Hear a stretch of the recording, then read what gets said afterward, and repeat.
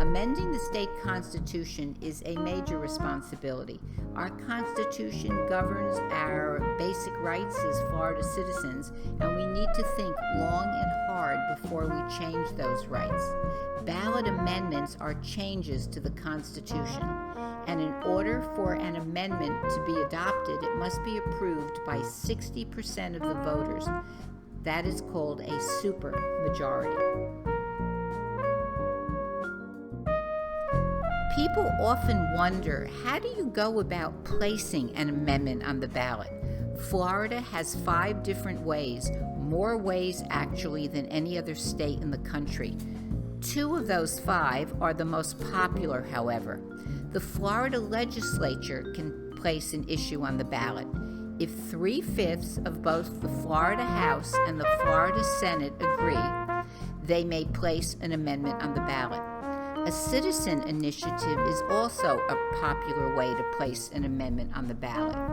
You need to have the number of signatures on a petition equal to 8% of the voters who voted in the last presidential election. This year, that meant that 680,000 signatures were needed, and those signatures had to be verified in order to place that issue on the ballot.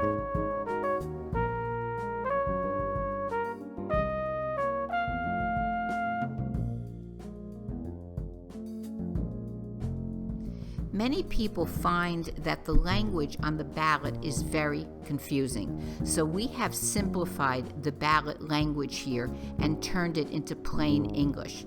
Amendment 1 has to do with the rights of solar energy users in the state of Florida.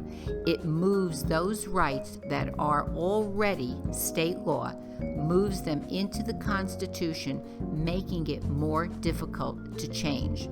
Amendment 1 allows utilities and utilities only to assess fees on the use of electric grids and backup power of solar energy consumers. If you vote no on Amendment 1, you would be increasing the potential for solar energy in the state of Florida. You would not be constitutionally banning private businesses for coming into Florida and selling solar energy to consumers. And you would be enabling lawmakers to change current law more easily. You would also be reducing the likelihood of additional charges on solar customers.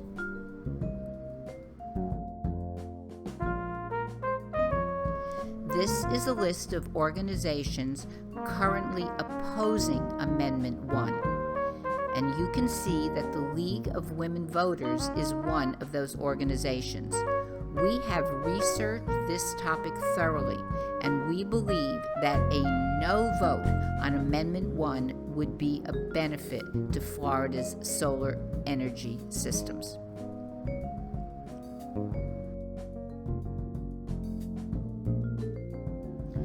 If you vote yes on Amendment 1, you would be moving what is already in state law into the Constitution, making it more difficult to change. You would be preventing businesses, third parties, from selling solar energy directly to customers, and you could possibly be allowing the utility companies to discontinue buying back unused solar energy from consumers. This is a list of organizations currently supporting Amendment 1.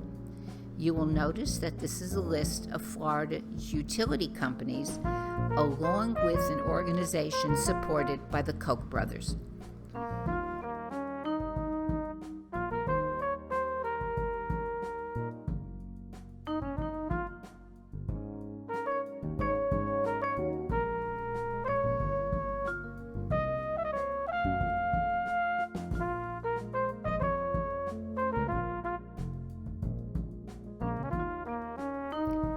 Medical marijuana is back on the ballot again.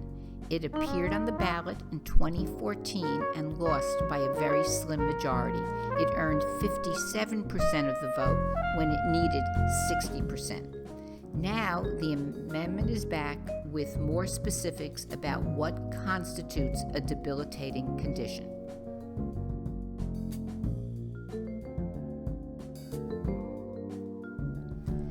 Here is a list of the debilitating conditions outlined in Amendment 2. Aside from these conditions, if a doctor deems that there is another condition that would warrant the use of medical marijuana, the doctor would be able to prescribe it.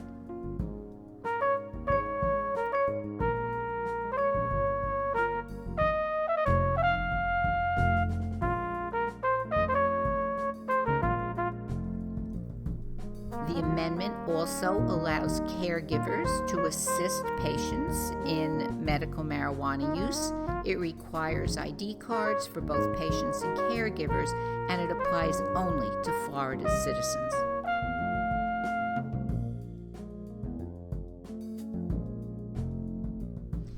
If you vote yes on Amendment 2, you would be moving state law regarding medical marijuana into the Constitution. This amendment requires parental consent for patients younger than 18. It involves caregiver background checks, state-issued ID, creates medical marijuana centers, and shields physicians from any criminal or civil actions that might arise due to the prescription of medical marijuana.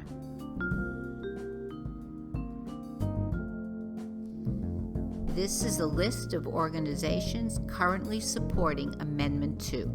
As you read down the list, you will see that Citizen John Morgan, that's the last bullet, he is an Orlando attorney who has spent an enormous amount of time and money getting this particular issue on the ballot.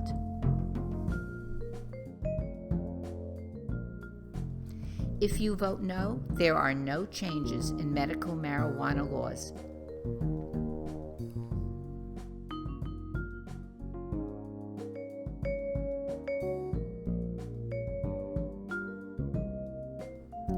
These are the organizations that oppose medical marijuana as a constitutional amendment.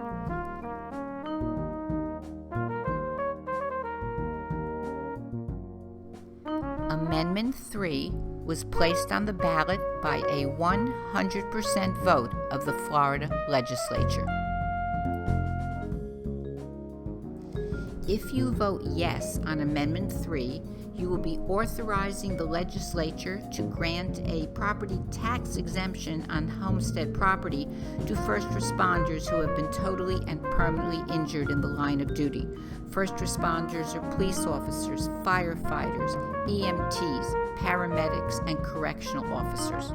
It also allows the legislature to decide whether that exemption should be a full exemption or a partial exemption. There are no supporting organizations at this time, and there are no opposing organizations at this time. Where is Amendment 4, you ask? We've already seen Amendments 1, 2, and 3. Well, Amendment 4 was on the August ballot, and it passed with 75% of the vote. Amendment 4 provided tax exemption status to businesses selling solar energy and other alternative energy devices. The League of Women Voters recommended a yes vote on Amendment 4. Amendment 5 also passed with a 100% of the vote of the Florida legislature. A yes vote on this amendment ensures that low-income senior citizens who have been living in their home for 25 years or more keep their tax exemption if their value of their home exceeds $250,000. If Amendment 5 passes, cities may choose whether or not to adopt it. At this time, there are no supporting organizations and there are no opposing organizations. Broward County residents will be voting on 2 sales tax referendums in November. These referendums are connected. They are interdependent on one another. If one fails, they both fail. Referendum 1 asks for a half-cent increase to finance countywide transportation projects. That might be a light rail system.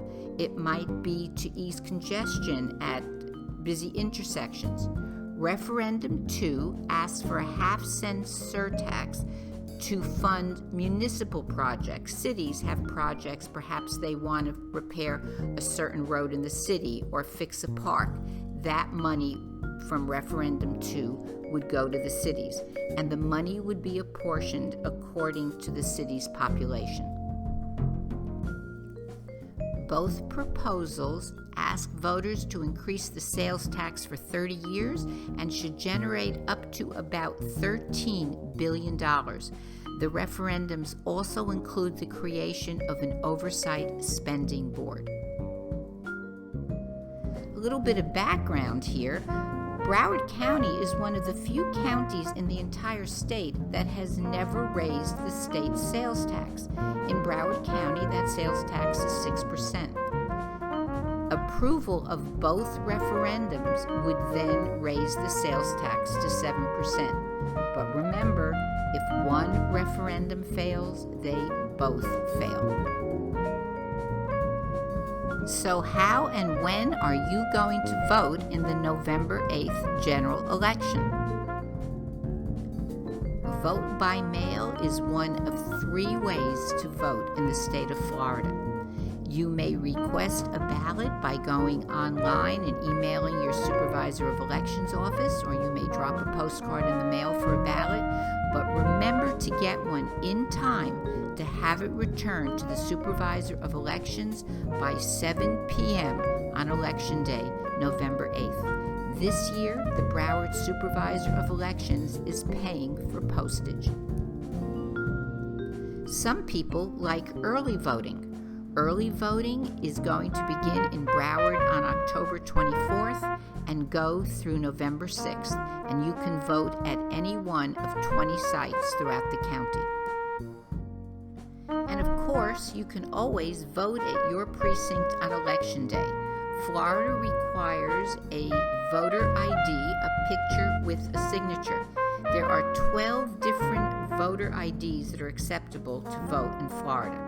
You can use your Florida driver's license, a Florida ID issued by the Department of Motor Vehicles, a United States passport, your debit or credit card as long as it has a photo and a signature, a military ID, a student ID, retirement center ID, neighborhood association ID, public assistance ID, a veteran's health card, a concealed weapons license, and an employee ID from any government agency.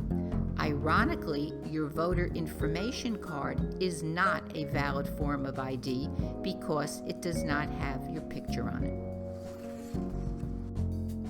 If you are wondering what issues are going to be on your ballot and what candidates are going to be on your ballot as well, the League of Women Voters can help you with vote411.org.